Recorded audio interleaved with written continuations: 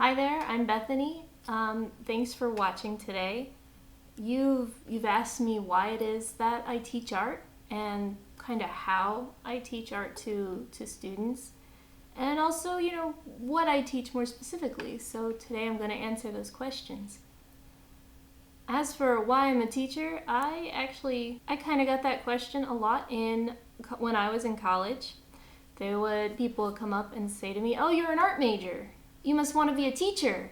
And I go, "No, actually, it wasn't something I felt called to do. I didn't think I would be good at it.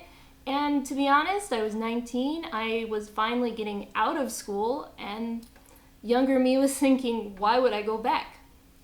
But a few years ago, I was hired as a private art teacher at this little after-school business called Six Strings Music Academy. They were looking to branch out into art lessons, and so I gave it a shot. And it was really cool seeing my students, who come to me honestly knowing nothing, and it starts to dawn on them, oh, this is how to draw. This is, where do I think of my light and how I can use different lines, how I can use curved lines instead of just scratching out, really sharp straight lines. And watching them start to understand like what I was talking about and how art was just so cool, it was a really nice feeling. And so that's why I'm still a teacher, is watching the students kind of catch on and understand art more. Like, not just I drew on the corner of my page. No, like understanding light and darkness and composition and contrast and all these wonderful things. Color. Oh, I love teaching color. It's a fantastic feeling. As for how I teach, most of my students, they're kids, like elementary school grade, and they come to me knowing nothing. So their first class with me, I ask them, okay, how much do you know about art? And they go, nothing. Or I doodle, or I draw cats, that sort of thing. And so I take them up from the basics. I start with the 4 basic forms: your sphere, your cube, the cylinder, and the cone.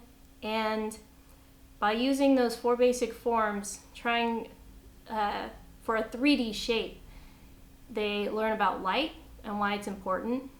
And the light creates contrast between their highlights and shadows. I really urge them to use curved lines to match the shape, especially those 3 curved ones. And it's hard for them. A lot of them, they struggle with making those curved lines, but the longer they do it, the easier it becomes, and the more I see them use it when we get on to less basic things that they actually want to draw, things that they choose to draw, and they'll start to use them more, and it really helps. So after basics, I go more in a direction of what the kids want to learn, because it should be fun. Some of them prefer acrylic or watercolor painting, which is fantastic. Watercolor painting is my artistic love. So it's a lot of fun teaching them the basics of how much water to use and how to mix colors, which is fun. I love that so much.